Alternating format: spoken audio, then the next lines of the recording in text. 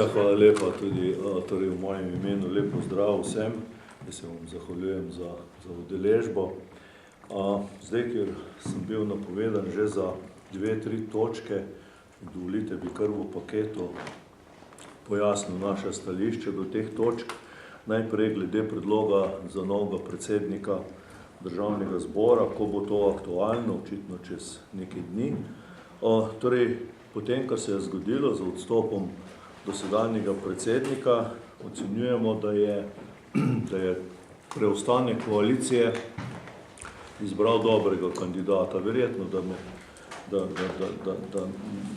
torej izmed možnosti v teh dveh poslanskih skupinah zelo dobrega in z kolegom gospodom Ljubom Germičem nimamo nobenih problemov in smo že v dosedanjih mandatih dobro sodelovali. Vendar v poslanski skupini ocenjujemo, da ne moremo podpirati agonije, v kateri se je država znašla in zaradi tega tudi ne bomo podprli tega predloga. Ponavljam, nimamo nič proti. Naša ocena kandidata je sicer pozitivna, vendar te agonije ne moremo več se ne da podpirati. Drugo, okrog samih kandidatov za nove ministre, naše stališče že vse skozi jasno. Mi že skozi ves mandat podpiramo posamezne projekte, tudi te vlade, tiste projekte, ki so dobri in potrebni, vendar še posebno v zadnjem času ne podpiramo po vladi. In neracionalno se nam zdi, da je vztrajanje pri tej vladi, ne glede na taki, kot je in popolnjeni, ki ima približno tretjinsko podporo v Državnem zboru, se nam zdi nerazumljivo, neracionalno in nespametno.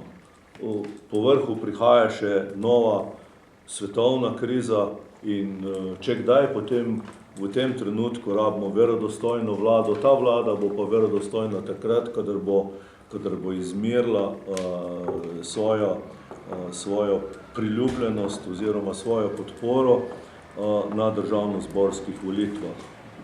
Zagotovo Slovenija potrebuje verodostojno vlado, na to nas opozarjajo ne samo posamezni ali pa skupine državljank in državljanov, na to nas opozarjajo predvsem gospodarstveniki in kdo drug kot gospodarstveniki so tisti, ki peljejo to državo naprej v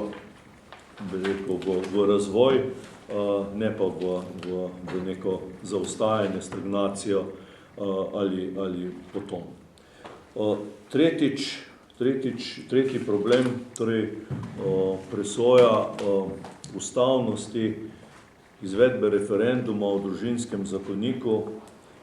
Pri tem je naše stališče tudi jasno. Vse skozi smo družinskemu zakoniku nasprotovali, ker kljub temu, da je v njem ogromno dobrih in potrebnih rešitev, to smo vse skozi v vseh 2 letih obravnave in sprejemanja družinskega zakonika poudarjali.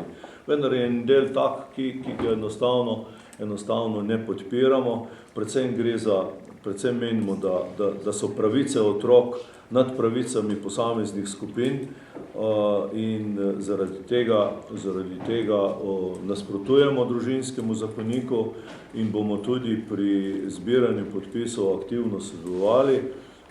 Seveda pa ne dvomimo, da bo Ustavno sodišče kot najvišji organ, torej obrambe ustavnosti, da bo presojalo korektno.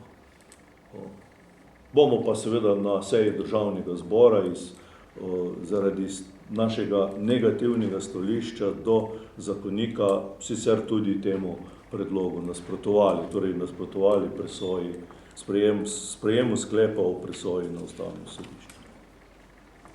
Hvala lepa, na kratko.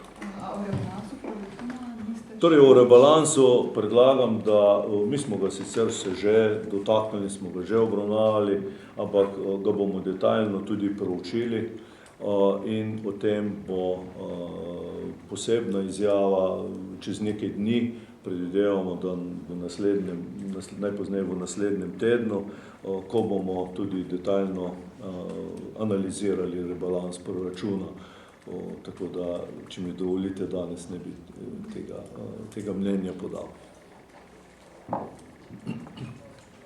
Hvala lepa.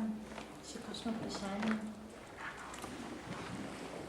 Mogoče glede podpori ministrskim kandidatom in zaupnici, lahko o tem kaj rečete, ste se že opredelili? No, ja, jaz sem, mogoče nisem bil dovolj jasen, mi ne bomo podprli novim, torej kandidatom za zasedbo ministrskih mest, ali ne bomo podprli tudi zaupnice v primeru, da bo predlog za zaupnico vladi. Menimo, da je sicer glasovanje nekaj zelo podobnega, torej ali zaupnica ali pa podpora oziroma nepodpora kandidatom za nove ministre. Skratka, vi v bistvu podpirate čim prejšnji odhod na ministrstvo? Zagotovo, ja, to smo tudi vedno poudarjali.